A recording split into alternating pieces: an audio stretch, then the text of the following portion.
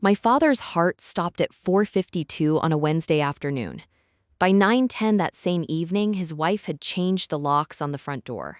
She was standing in the hallway when I came downstairs with my overnight bag, and she said the sentence she must have been rehearsing since the hospital called. "This is my house now. Pack your things and go." I had a duffel bag, a laptop, and a set of keys to a building she did not know existed. I zipped the bag and walked past her without a word. She had no idea what she had just done. Welcome back to the channel, where the quiet ones always have the last word. If you're new here, subscribe and hit the bell so you do not miss what happens next. Trust me, you're going to want to stay for this one. The Wednesday before my father died, I drove 35 minutes to his house for dinner. The way I did every week, Denise had made pork roast. She always made pork roast on Wednesdays, and she always set 3 places at the table. Mine was never one of them. I did not say anything about it anymore. I had stopped saying anything about it 7 years ago. I would come in through the side door, find my plate in the cabinet, set it at the corner of the table where the placemat was a little shorter than the others, and eat whatever Denise had cooked. The routine was so familiar it no longer required thought. My father was sitting at his usual chair when I walked in. He looked smaller than I remembered. His skin had the color of old newspaper, and his hand shook when he picked up his fork. He had been losing weight for months, and Denise kept saying it was his appetite, but I had pulled his medical records through the hospital portal. I knew it was his heart. Talia was scrolling through her phone across from him, her chair pushed back from the table, one knee up. She was 23 and still living at home, which Denise described as smart, and which I described as nothing, because it was not my business. My father asked me a question halfway through the meal. He set his fork down and said, "Did you get that building file sorted out?" Denise cut him off before I could answer. "Walter, not at dinner. We were talking about the remodel." He looked at me. I looked at him. He picked up his fork again. After dinner, I washed the dishes. I always wash the dishes. On the counter beside the sink, there was a stack of mail, the electric bill, an insurance statement, and a letter from a law firm addressed to Walter Ashford. The envelope was unopened. Denise swept the entire stack into a drawer before I could read the return address. "Just junk," she said. I dried my hands on the towel and drove home. The onion smell from the cast iron skillet stayed on my coat the entire drive back. I rolled the window down at the highway merge and let the cold air pull it out. That was the last Wednesday I ate in that house. My mother died when I was 9. Her name was Joan, and she had dark hair and a quiet laugh and a way of folding laundry that made it look like she was thinking about something else entirely. I remember the laundry more than I remember the funeral. After she was gone, my father did not know what to do with a 9-year-old girl who cried in the bathtub every night. He was not built for conversations about feelings. He was built for spreadsheets and appraisals, and the particular kind of silence that men from small towns carry around like a second coat. So he did the only thing he knew how to do. He taught me math. Every Saturday morning, he drove me around in his old pickup, the kind with cloth seats that smelled like leather, even though they were not leather. And we looked at houses, not to buy, just to look. He would pull up in front of a property with a for sale sign and say, "What do you think this one's worth?" I would guess. He would correct me. Then he would explain why. Square footage, lot size, comparable sales, interest rates, the way a north-facing kitchen lost value in a winter market. I did not understand half of it, but I understood that he was talking to me, and that was enough. By the time I was 11, I could read a mortgage statement faster than most adults. I could estimate property tax from a listing photo. I could tell you whether a house was overpriced by the way the agent described the neighborhood. "Money does not fix everything," my father said one Saturday, idling in front of a 2-story colonial with a cracked driveway. "But it fixes a lot of things that people pretend have nothing to do with money." That same year, he married Denise. She came into the house with a 2-year-old daughter named Talia and a smile that covered every room like fresh paint. She rearranged the kitchen. She bought new curtains. She cooked pork roast on Wednesdays and banana bread on Sundays. And she called my father honey, in a voice that made it sound like she had been practicing. I wanted to like her. I tried, but within 6 months, my bedroom had been repainted lavender and renamed Talia's playroom, and I was sleeping in the smallest room in the house, the one next to the garage that smelled like motor oil and cold concrete.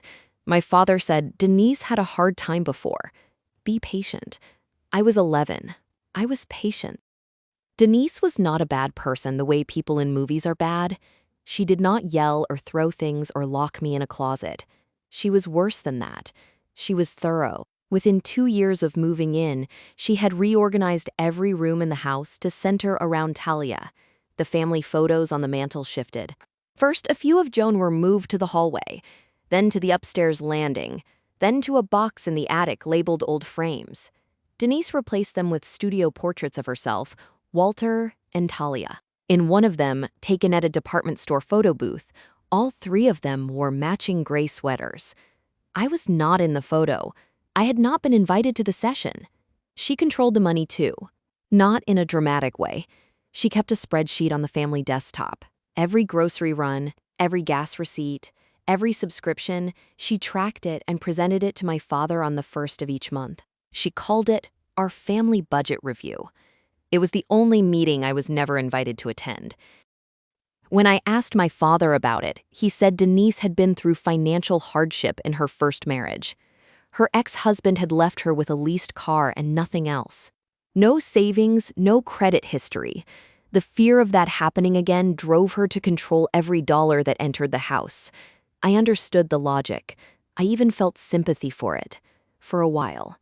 But sympathy has a shelf life when the person receiving it uses it to justify pushing you further and further from the center of your own family. By the time I was 13, my room was the smallest in the house, and my name was the one Denise forgot to write on the Christmas cards. She sent them every December. The Ashford family on the front, a photo of the 3 of them on the back. When our neighbor, Mr.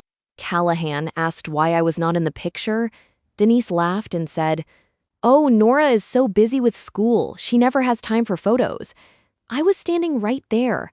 I was not busy. I had been home all afternoon. My father heard the exchange. He looked at me across the kitchen counter, and for a moment I thought he was going to say something. He opened his mouth. Then he closed it. He picked up his coffee and walked to the garage. That was the year I stopped expecting anyone to fix it for me. The summer I turned 15, my father drove me to his office on a Saturday morning. He closed the door, sat me down across from his desk, and opened a manila folder with my name on it. "I started this for you 2 years ago," he said. "$4,500 in an index fund. It is in your name." I looked at the statement. The balance had grown to $5,800. I did not understand compound interest yet. Not really, but I understood the weight of what he was doing. He was building something for me that Denise could not reach. "Do not mention this to Denise," he said. He held up his hand before I could respond. "Not because it is a secret, because she will worry?" She worries about everything she cannot track on her spreadsheet. He taught me how to read the quarterly reports. He showed me how to check the fund's performance against the index. He handed me a pocket calculator, a cheap one, the kind with the cracked plastic case and buttons that stuck, and said, "Keep this. Do your own math. Always." I kept it. I still have it. Over the next 3 years, my father added to the fund when he could. Not large amounts. A few hundred here, 1,000 there. He also started talking to me about a building he owned a partial stake in, a commercial property downtown. 5 floors, mostly office space. He had bought in when the neighborhood was rough and the price was low. "Someday this will be yours," he said. The way other fathers might say, "Someday this truck will be yours." I nodded. I did not ask questions. I had learned by then that when my father gave me something, the best thing I could do was be quiet and hold on to it. The desk lamp hummed. The calculator clicked under my thumb. Outside, through the office window, I could hear a lawnmower running 2 houses down and the low static of the AM radio my father always kept tuned to the market station. 7 years later, I graduated summa cum laude in financial analysis.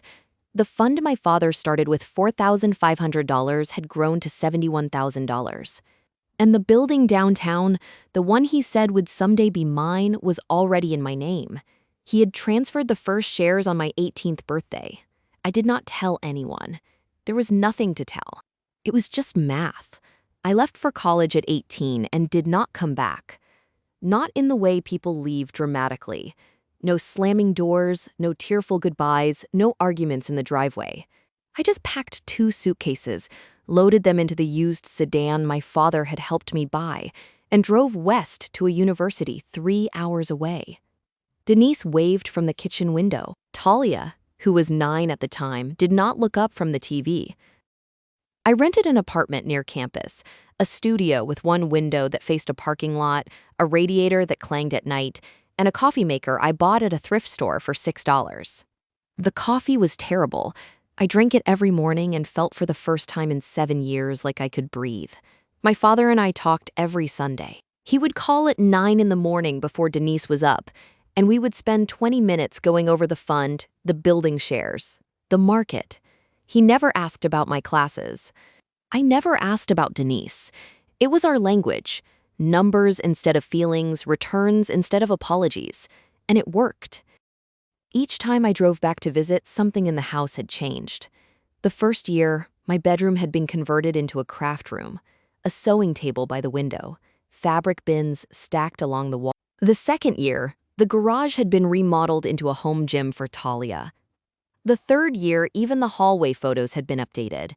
There was not a single picture of me visible on the first floor of the house I grew up in. Denise never asked what I did for a living. She never asked how much I earned. She assumed she could see it in the way she looked at my coat, my car, my shoes, that I was getting by. Nothing more. The idea that I might be doing well did not occur to her because in her mind I had always been the one who did not matter. Meanwhile, my father continued transferring shares of the commercial building into my name. By the time I was 27, I owned it entirely. The property had appreciated in ways even he had not predicted. The neighborhood had gentrified.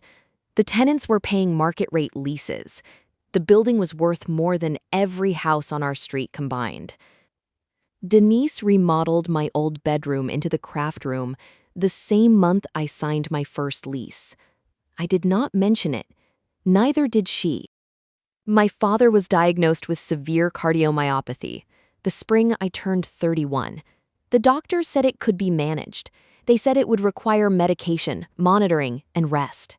They did not say it would require Denise's permission to visit, but that is what happened. The first time I called to arrange a visit, Denise picked up the house phone and said, "He is resting." The doctor said, "No stress." The second time she said, "Walter does not want visitors right now. I'm handling everything." The third time I drove to the house without calling. Denise met me at the door and said, "Nora, I know you are worried, but your father needs calm. You showing up unannounced is not calm." She closed the door. I stood on the porch for 2 minutes, then walked back to my car. I called my Aunt Roberta that night. Roberta was my father's younger sister, 69 years old, sharp as a tax audit, and the only person in the family who had never been charmed by Denise's pork roast. Roberta had always seen through her. She just never said it out loud, because Walter had not asked. "Denise has been telling the family you're too busy with work to visit," Roberta said. "She told the Callahans at church you had not called in weeks. I have called 14 times in the last month. I know you have. I also know she got Walter to sign a financial power of attorney last Tuesday. She is on his bank accounts now." I sat in my apartment, phone in one hand, and felt the floor shift. Not because of the money. My assets were separate, untouchable, because I recognized the pattern. Denise was not just managing Walter's care. She was managing access. She was controlling who saw him, what they heard, and what they believed. She was building a wall. And my father was too sick to see it. 3 weeks later, my father had his second stroke. Denise called the family, Roberta, the cousins, the neighbors, the church group. She organized rides, meal deliveries, hospital rotation. She did not call me. I found out from a hospital nurse who recognized my last name in the system and called the emergency contact number on file. my cell phone, which my father had listed years ago, before Denise had the chance to change it. He died on a Wednesday. Of course it was a Wednesday. The hospital called me at 4:52 in the afternoon. A nurse named Priscilla, calm and practiced, told me that Walter Ashford had suffered a third cardiac event and had not survived. She said it with the kind of steady voice that meant she had done this many times before. She asked if I needed a moment. I said no. I said thank you. I said I would be there by tonight. I drove 3 hours in the dark. I did not turn on the radio. I did not cry. I thought about the last time I had seen my father, 6 weeks earlier, through the kitchen window, as Denise walked me back to my car. He had been sitting at the table looking out at me, and he had raised one hand, not a wave, just a lift of the palm, and held it there until I pulled out of the driveway. I had not been allowed inside that day. When I arrived at the house, there were cars in the driveway, neighbors, a few cousins. The porch light was on, and through the front window I could see Denise in the kitchen, arranging white lilies in a glass vase. She was wearing a black blouse, and her hair was pinned up. She looked like a woman who had been expecting this for a long time. I went in through the side door, my old way in. Upstairs, the craft room, my former bedroom, still had the sewing machine set up and the fabric bins along the wall. I set my duffel bag on the floor and sat down. Denise appeared in the doorway within 5 minutes. She stood with both hands on the frame, blocking the hall light. "You are not sleeping here," she said. "This is my house now. Your father would have wanted it that way." I looked at the machine, at the bins, at the space where my bed used to be. None of this had been mine for a very long time. "Okay," I said. I picked up my bag, walked downstairs, and passed Talia on the staircase. She was standing 3 steps up, holding her phone against her chest. She did not speak. She looked at me the way you look at someone leaving a building you know they are not coming back to.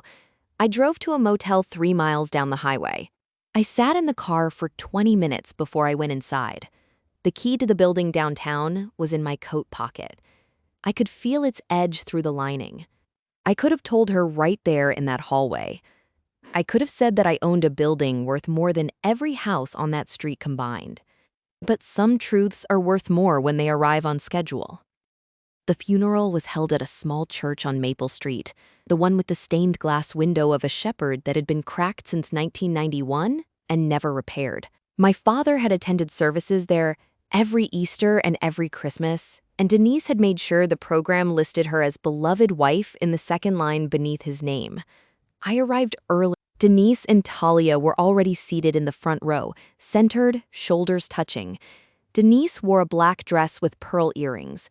Talia wore a new black skirt I had never seen before. They looked like they had coordinated the night before, which they probably had. There were 3 chairs in the family row. 3. I sat in the 3rd row, between a woman I did not recognize and an empty space. The seat creaked. The lilies on the altar smelled like a hospital waiting room. Roberta arrived 5 minutes before the service. She walked straight past the front row, past Denise's pearl earrings and Talia's new skirt, and sat down beside me. She took my hand and held it on her knee without a word. Then she leaned over and whispered, "Walter prepared everything. Trust me." I nodded. I did not ask what she meant. I could feel the shape of it coming, the way you feel weather changing before the sky changes color. The pastor spoke. 2 neighbors gave short eulogies. One of them called my father a quiet man who showed love through actions, not words. I almost smiled at that. Afterward, in the church parking lot, a neighbor named Mr. Callahan approached me. He was holding a paper cup of coffee from the fellowship hall, and he looked confused. "Nora, why were not you sitting with the family?" "There were only 3 chairs," I said. He blinked. He looked at Denise, who was accepting condolences near the hearse with one hand pressed to her collarbone, and he looked back at me, and he said nothing else. Denise made an announcement before the cars pulled away. She stood on the church steps in her black dress. Talia's arm looped through hers and addressed the group. "Walter was very clear," she said. "The house is our family home. Talia and I will be staying there, as he always intended." She did not look at me when she said it. She did not need to. What she did not announce was the meeting with the estate attorney scheduled for the following Thursday. Denise started her inventory the morning after the funeral. She began with the house. She called a real estate appraiser, a man named Delgado, who wore square glasses and carried a clipboard. He walked through every room, measured the kitchen, opened the attic hatch, and tapped the basement walls with his knuckles. He told Denise the house was worth approximately $365,000. Denise wrote the number on the back of an envelope and underlined it twice. Next, she went to the bank. She presented Walter's death certificate and requested a summary of all accounts. The teller pulled up the joint savings account, $132,000. Denise frowned. Walter had earned a good salary for over 30 years. Where was the rest? She asked the teller to check for additional accounts. Individual accounts, investment accounts, anything under the name Walter Ashford. The teller typed, scrolled, and shook her head. That is the only account we have on file for this name at this branch. Denise drove home and sat at the kitchen table. Talia came in and poured herself a glass of orange juice. Did you find everything? $365,000 for the house, $132,000 in savings. That is it. Talia set the glass down. That cannot be right. Did not you say he had a building or something downtown? Denise looked up. A building? He used to ask Nora about some building file. Every Wednesday, you always change the subject. Denise's face went still. The kitchen was quiet, except for the hum of the refrigerator and the drip of the faucet she had been meaning to fix for a year. What building? Talia shrugged. I do not know. I just heard him mention it. Denise picked up her phone and called the estate attorney's office. She demanded an earlier meeting. The receptionist said the soonest available was still Thursday. Denise said she would take it. She hung up and sat in the kitchen for a long time. The coffee in her mug went cold. The real estate appraiser's number, $365,000, was still on the back of the envelope, underlined twice. She had expected more. She had expected much more. And for the first time since my father died, I was not the one in the family who was afraid. I stayed at the Lakeview Motor Court for 5 nights. The room was $42 a night, and the mattress sagged in the middle, and the shower curtain had a mildew stain shaped roughly like the state of Iowa. It was fine. I had slept in worse places during college. Every morning I woke up before 6 and lay in the dark, staring at the ceiling. The neon sign outside the window, vacancy, always vacancy, cast a pink glow through the curtain that shifted each time a truck passed on the highway. In those moments, I did not think about money. I thought about my father, about the Saturday drives, about the calculator, about the way he raised his hand through the kitchen window, the last time I saw him not waving goodbye, just holding still. Grief does not care how much money you have. It shows up at 3 in the morning in a motel room that smells like bleach, and it sits on the edge of the bed, and it waits. On the 3rd morning, I called my attorney, Nathaniel Cross. He was a 44-year-old estate and asset protection lawyer who spoke in paragraphs and wore ties that were always slightly crooked. I had retained him 3 years earlier, when I first realized Denise was positioning herself around my father's finances. I need you to confirm everything is current, I said. Nathaniel pulled the files. He read the list back to me.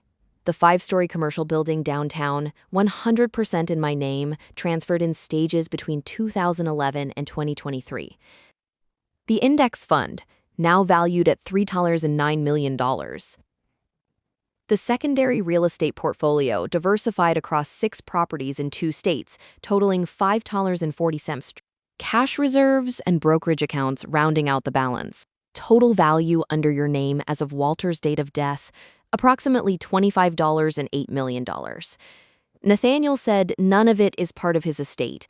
None of it is subject to none of it is Denise's to claim.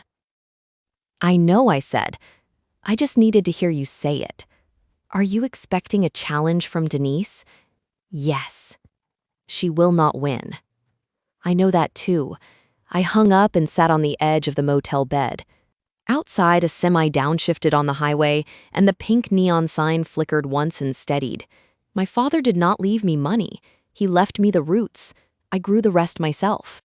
I opened my laptop that night and reviewed the portfolio the way I did every quarter. not because I needed to, because it was the only ritual I had left that still felt like a conversation with my father. The commercial building was the anchor. 5 floors, 28 tenants, full occupancy for the third consecutive year. My father had bought his first shares when the neighborhood was still zoned industrial and the closest restaurant was a diner that operated out of a converted rail car. He used to drive me past it on Saturdays and say, "Someday this block will be worth something." He was right. The building alone was valued at approximately $16.5 million. That number would have been unimaginable when he first bought in. But years of appreciation, neighborhood redevelopment, and commercial lease rates had done what numbers always do when you leave them alone long enough. The index fund, the one he started with $4,500 when I was 15, had grown to $309 million. Most of that growth was compound returns, reinvested dividends, and my own contributions from my salary over the years. My father put in the first seed. I watered it every month, like he taught me. Then there were the secondary holdings. Equity in 6 smaller commercial properties across 2 states, purchased through the fund's returns and reinvested rental income, $5.4 million. Nothing flashy, nothing speculative, just boring, patient, long-term accumulation. The kind of wealth that does not show up in a person's shoes or handbag, $25 and $8 million under the name Nora Ashford. Not a single dollar was in Walter Ashford's estate. Denise was fighting over a house worth $365,000. She was fighting over savings of $132,000. She was changing locks and arranging lilies and rehearsing sentences about my house, while the person she had kicked out held a portfolio worth more than 60 times the property. She was so desperate to claim. I closed the laptop. The motel room was dark except for the blue glow of the screen fading from the ceiling. Outside, a car pulled into the lot, headlights sweeping across the curtain, then cutting off. I did not feel victorious. I did not feel righteous. I felt tired, and I missed my father. And I wanted to call him and tell him the numbers the way I had every quarter for 16 years. But some calls cannot be made.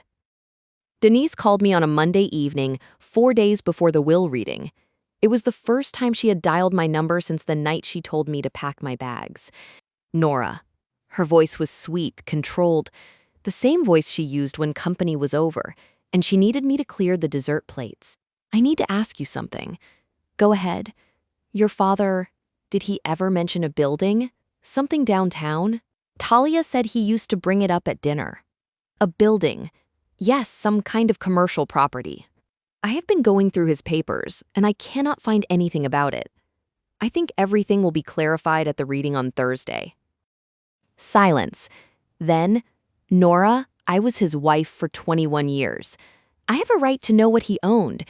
Then the attorney will explain it. I do not want to wait until Thursday. I want to know now." "I understand. Are you going to tell me?" "I think Thursday is the right time." She hung up. Then she called back. I did not answer. She called again and again. 3 calls in 7 minutes. I set the phone face down on the motel nightstand and listened to it vibrate against the wood. 3 short buzzes each time until it stopped. If you have ever sat across from someone who only calls when they need something, you know the tone. It is sweeter than any voice they have ever used with you before. It arrives without an apology for the last thing they said. It skips over the part where they kicked you out of your own home on the night your father died and lands directly on the part where they need information. Denise did not call to see how I was doing. She did not call to say she was sorry about the locks or the duffel bag or the 3 chairs at the funeral. She called because she had found a number that did not add up, and I was the only variable she had not accounted for. I turned off the phone and lay in the dark. The mattress sagged, the neon sign blinked, and somewhere in a house 3 miles away, a woman was sitting at a kitchen table, realizing for the first time that the person she had dismissed for 21 years might be the most important person in the room. She just did not know how important yet. Roberta called me on Tuesday morning. She did not say hello. She said Denise withdrew $75,000 from the joint savings account yesterday. I sat up in bed. How? She used the financial power of attorney Walter signed last spring. Walked into the branch with the document and a death certificate and requested a cashier's check. The power of attorney is not valid anymore. It terminates when the principal dies. I know that. You know that. Apparently, the teller did not. I called Nathaniel within the hour. He confirmed it. The transaction had posted. $75,000 withdrawn from a joint account using a power of attorney that had legally expired the moment Walter's heart stopped. The withdrawal is contestable, Nathaniel said. A POA ceases at death under state law. The bank may share liability for honoring it, but more immediately, it tells us something about Denise's mindset. What does it tell us? She is panicking. She is grabbing what she can reach because she suspects there is something she cannot reach. I asked him to pull the transaction records. He did. $75,000 out. The funeral had cost approximately $7,650. The service, the casket, the plot, the flowers. That left $67,350 unaccounted for. Where did the rest go? I asked. I will have the bank trace the cashier's check, but my guess is it went into a personal account. Denise opened recently. Print everything. Bring it Thursday. Already done. I hung up and sat at the small motel desk, the one with the laminate top peeling at the corner. The printer in Nathaniel's office was probably running right now. Transaction statements, POA expiration dates, state statute citations. Each page, another brick in a wall Denise did not know was being built around her. She had taken the money because she was scared. I understood that fear makes people do things logic cannot explain, but understanding something is not the same as excusing it. And $75,000 withdrawn from a dead man's account using an expired legal document is not fear. It is theft dressed up in black clothing and pearl earrings. The will reading was in 4 days. Denise had no idea that every dollar she moved was being documented, every transaction, every timestamp, every signature she had no legal right to make. I set my phone on the nightstand and turned it off again. Thursday would come soon enough. The law office of Doyle and Franklin was on the second floor of a brick building on Chestnut Street, above a dentist's office and across from a bakery that smelled like cinnamon rolls every morning at 7. The staircase was narrow, the banister was wooden, and the carpet on the landing had been replaced so many times the color no longer matched the walls. Franklin Doyle's conference room had a long oval table made of dark wood, 8 chairs upholstered in green leather, and a window that overlooked the parking lot. On the wall behind his chair hung a framed law degree from a state university and a clock with Roman numerals that ticked louder than it should have. Denise arrived first. She wore a black blazer, pressed slacks, and the same pearl earrings from the funeral. Talia followed behind her in a gray cardigan, clutching a small handbag. They sat at the head of the table, as though the seating chart had already been decided. Roberta came next. She wore a navy dress she had probably owned for 20 years and a pair of flat shoes that made no sound on the carpet. She sat halfway down the table and folded her hands. 2 of my father's cousins arrived together. Owen and Philip, both in their 60s, both wearing ties that were slightly too short. They nodded at Denise, nodded at Roberta, and took seats near the window. I was the last to walk in. Nathaniel was beside me, carrying a leather briefcase with brass clasps. He wore a gray suit and a tie that was, as always, slightly crooked. Denise's eyes locked onto Nathaniel immediately. "Who is this?" "My attorney," I said. "Why do you need an attorney?" "Because I'm also a beneficiary." Denise smiled, the kind of smile that does not reach past the lips. "Nora, the will is very simple. There is no need for drama." Franklin cleared his throat. He was a tall man with white hair and reading glasses perched on the end of his nose. He opened a folder on the table and said, "Before we begin reading the will, I need to explain the structure of Walter Ashford's estate." He said structure the way an architect might say, foundation carefully, and with the implication that what came next depended entirely on understanding this part first. Denise sat at the head of the table as if she had already won. Franklin read the will slowly. He was the kind of attorney who believed legal documents should be heard, not skimmed, and he gave each sentence the weight of a closing argument. To my wife, Denise Colt Ashford, I leave the family residence located at 22 Larkin Drive, free and clear of any lien or encumbrance. I also leave the remaining balance of our joint savings account. Denise nodded. She pressed her hand flat on the table. To my stepdaughter, Talia Colt, I leave the sum of $18,000 from the education fund established in 2020. Talia blinked. 18,000.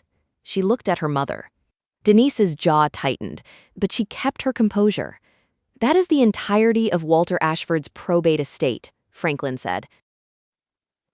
The room waited. Owen and Philip exchanged a look. Roberta did not move. Denise leaned forward. The house and the savings? That is what I expected. However, Franklin continued, adjusting his glasses. I am obligated to inform all parties that the probate estate represents only a portion of the assets Walter Ashford accumulated during his lifetime. Denise's hands stopped moving on the table. Over the course of approximately 16 years, Walter Ashford executed a series of legal asset transfers. These transfers were completed during his lifetime, with full legal documentation, tax filings, and notarized instruments. The assets in question are not part of his probate estate and are therefore not subject to distribution under this will. Denise's voice came out flat. Transfers to whom? Franklin removed his glasses. He looked at me. The clock on the wall ticked 3 times before he spoke. To his daughter, Nora Ashford. The silence that followed was not the kind that feels empty. It was the kind that feels full, the air packed tight with things people wanted to say but could not find the words for. Denise stood up. The legs of her chair scraped against the hardwood floor. The sound cut across the room like a match striking. "What transfers?" she said. "I am his wife. I have been his wife for 21 years. What are you talking about?" Franklin looked at Denise with the patient expression of a man who had delivered unexpected news before and knew that the next 3 minutes would determine everything. "Perhaps Mr. Cross can provide the specifics," he said, gesturing toward Nathaniel. Nathaniel stood. He opened the brass clasps on his briefcase with 2 precise clicks that echoed in the silent room. From inside, he removed 3 folders, each one tabbed, labeled, and organized with the kind of precision that only a lawyer billing by the hour can justify. He placed the first folder on the table. This is the deed of ownership for a 5-story commercial building located downtown. The property was originally purchased by Walter Ashford in 2003. Between 2011 and 2023, ownership was transferred in stages to Nora Ashford through a series of legally executed gift transfers. Each transfer was filed with the county recorder, accompanied by gift tax returns and notarized. He opened the second folder. This is the summary statement for an investment portfolio held in the name of Nora Ashford since 2011. The portfolio includes index funds, dividend reinvestment accounts, and equity in 6 additional commercial properties across 2 states. He opened the third folder. This is a consolidated asset valuation prepared by a certified public accountant, dated as of the week of Walter Ashford's death. Nathaniel set his hand on the third folder and looked at the room. The total value of assets held under the name Nora Ashford as of that date is approximately $25.8 million. Nobody moved. Talia's mouth opened. She pressed both hands flat on the table as if the number had tilted the room. Owen leaned back in his chair. Philip removed his glasses and set them on the table. Roberta, who had known, simply nodded once and folded her hands tighter. Denise did not sit down.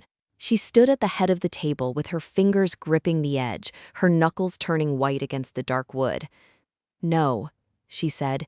"No, that is not. That is his money. She stole it." Nathaniel did not raise his voice. Every transaction was executed by Walter Ashford voluntarily with independent legal counsel over a period of 16 years. These are not estate assets. They are the personal property of Nora Ashford. Denise turned to me. Her face was the color of the conference room walls, flat, pale, stripped of the composure she had worn like armor since the funeral. "You knew," she said. "You sat in that house every Wednesday and ate my food, and you knew." I looked at her. "You kicked me out 4 hours after my father died. You changed the locks before his body was cold. You want to talk about what I knew?" The clock ticked. Nobody spoke. Nathaniel was not finished. He reached into the briefcase one more time and removed a single sheet of paper. He placed it in the center of the table, face up, aligned with the edge. "There is one additional matter," he said. Denise was still standing. Her hands had not left the edge of the table. Talia had tears running down both cheeks but was making no sound. On the 8th day following Walter Ashford's death, Nathaniel continued. A withdrawal of $75,000 was made from the joint savings account at Cedar Trust Bank. The withdrawal was executed using a financial power of attorney signed by Walter Ashford in March of this year. Franklin looked up from his folder. He already knew where this was going. Under state law, Nathaniel said, a power of attorney terminates automatically upon the death of the principal. Walter Ashford died on October 14th. The withdrawal was made on October 22nd. The document used to authorize it was no longer valid. Denise's voice came out tight. "I needed that money for the funeral." Nathaniel slid the paper closer to her. The funeral expenses, as documented by the service provider, totaled $7,650. The withdrawal was $75,000. That leaves $67,350 unaccounted for. The room had the kind of quiet that happens when everyone is doing math in their head at the same time. Owen looked at the ceiling. Philip looked at his shoes. Roberta looked at Denise with an expression I had never seen on her face before. Not anger, not pity, but something closer to resignation, as if she had hoped until this exact moment that she was wrong about who Denise really was. Franklin spoke next. His voice was measured. "Denise, I would advise you to consult with independent counsel before making any further statements regarding that transaction," Talia whispered. "Mom, just the one word." She said it the way someone says it when they are not asking a question but making a request. "Please stop. Please sit down. Please tell me this is not what it looks like." Denise did not sit down. She did not speak. She stood at the head of the table with both hands still gripping the edge, and for the first time in 21 years, she had nothing left to say. Somewhere behind the wall in the dentist's office below, a drill started up. The sound rose through the floor like a small, persistent alarm that nobody could turn off. Denise sat down. It was not graceful. She dropped into the chair like someone had cut the strings, and her hands fell into her lap, and she stared at the table. 21 years, she said. Her voice was smaller now. The command was gone from it. I cooked for him. I cleaned for him. I drove him to every appointment. I sat in the hospital for 11 hours the night of his first stroke. I held his hand. Nobody answered. The clock ticked. "I did not have a career," she said. "I did not have savings before him. My first husband left me with a leased car and a maxed credit card and a daughter who was 18 months old. Walter knew that. He knew what I came from. He promised me I would never go through that again." She looked at Franklin. "Does none of that matter?" Franklin said carefully. "The house is yours. The savings minus the contested withdrawal are part of the estate. Walter did not leave you with nothing, Denise. He left me a house," she said. "And he gave her $25 and $8 million. He gave her those assets while he was alive," Franklin said. "They were his to give." Roberta spoke for the first time. She had been sitting quietly, hands folded, watching the room the way she watched everything, with patience and without commentary until the right moment. "Walter loved you, Denise," she said. "He married you because he loved you, but he also loved Nora, and we both knew you would never share willingly. So he made sure Nora was taken care of before it came to this." Denise looked at Roberta as though she had been slapped. "You knew. I knew because Walter told me years ago," he said. "Denise will never let Nora have anything unless it is already done." He was not being cruel. He was being honest. Talia pulled her chair closer to her mother. She put her hand on Denise's arm. Denise did not acknowledge it. "I did not know," Denise whispered. "I did not know any of this." And there it was, the truest sentence Denise had spoken in 21 years. She did not know because she had never asked. She did not know because she had never considered the possibility that the quiet girl who washed dishes and drove home every Wednesday might matter more than she assumed. The conference room clock struck the half hour. No one moved to leave. I stood up. Everyone in the room looked at me. Denise with her hands in her lap, Talia with tears drying on her cheeks, Roberta with her steady gaze, Owen and Philip with their slightly too short ties, Franklin behind his folder, Nathaniel beside his briefcase.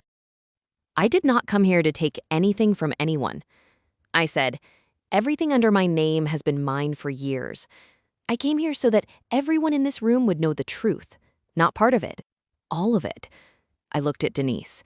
She did not look away. "From today forward, I will not call. I will not visit. I will not explain. If you or Talia need to reach me, you can do it through Nathaniel." I picked up my bag from the floor beside my chair. I turned to Roberta. "Thank you, Aunt Roberta." She nodded. She did not need more than that. We had always understood each other in the same shorthand my father used. A nod, a squeeze, a lifted palm. I walked toward the door. My shoes sounded on the hardwood, a steady rhythm, even and unhurried. I did not look back. At the threshold, I stopped.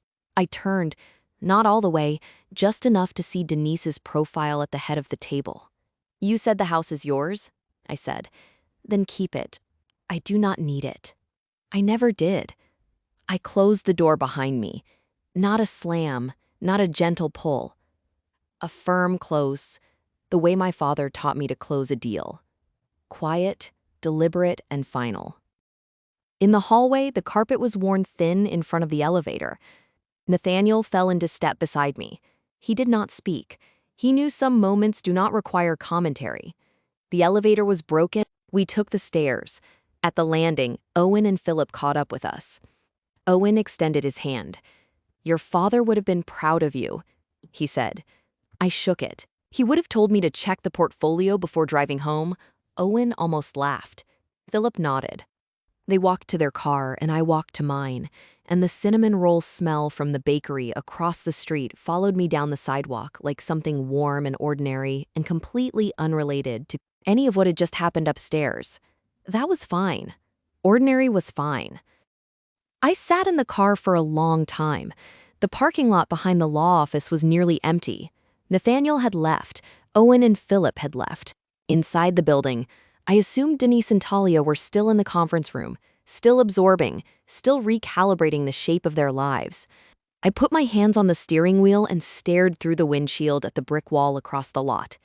There was a drain pipe running down the side of the building with a rust stain shaped like a question mark.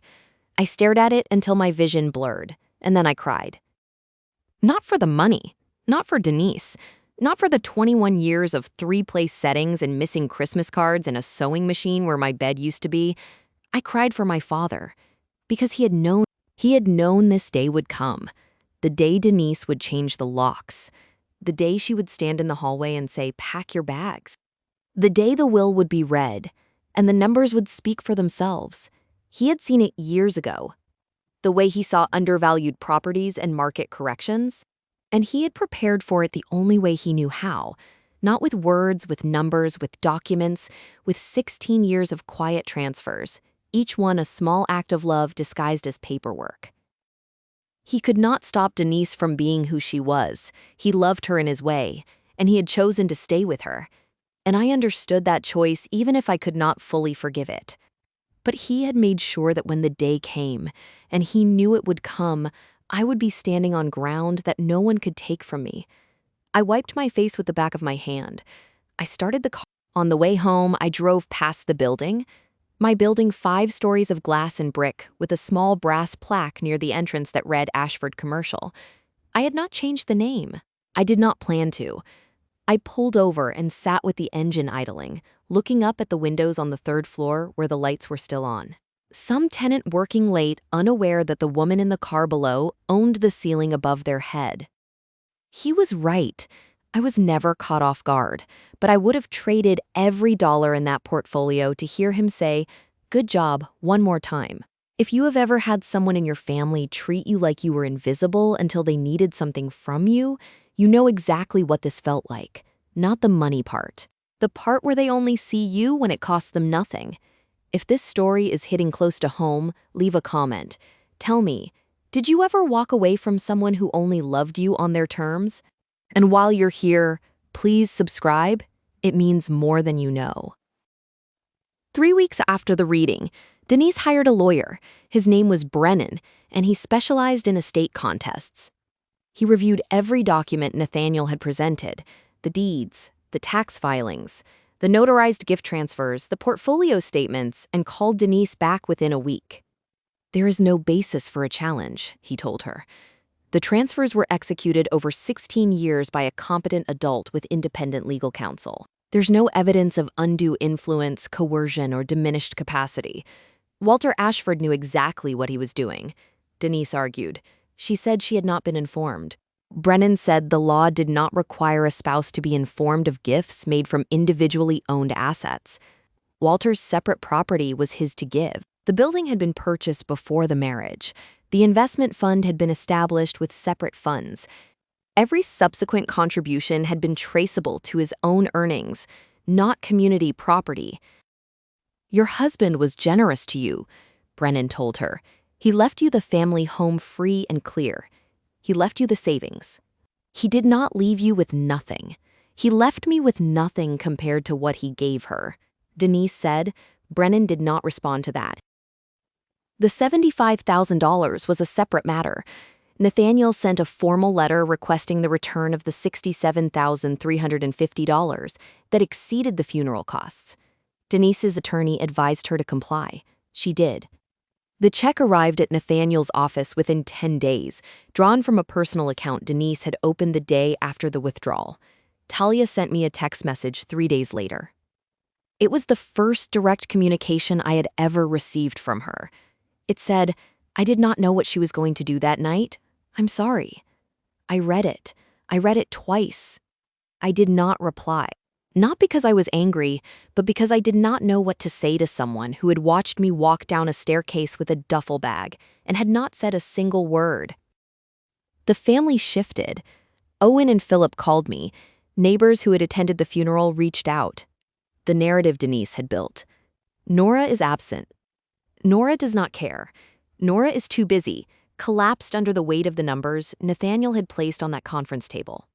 Denise, for the first time in 21 years, found herself on the outside of the family she had spent so long controlling. The isolation she had built for me had come home. 6 months later, I moved into a 2-bedroom apartment on the 6th floor of a building that overlooked a public park. It was not extravagant. It had hardwood floors that creaked near the bathroom door, a kitchen with enough counter space to cook a real meal, and 2 windows in the living room that faced east. So the morning light came in, warm and direct, and landed on the spot where I put my desk. I opened my own consulting firm that spring. I called it Ashford Compliance Group. The name was not an accident. It was not a tribute in the sentimental sense. My father would have hated sentimentality. It was a statement of origin. Everything I knew about numbers, about patience, about reading a ledger the way some people read poetry, it started with him. Roberta came for dinner once a month. She brought bread from the bakery near her house and a bottle of wine she swore was on sale, but never actually was. We ate at the small table by the window and talked about Walter, not with sadness, but with the particular kind of warmth that comes from knowing someone exactly as they were without revision. "He used to say you were the only person in the family who understood interest rates." Roberta told me one evening, cutting a slice of sourdough.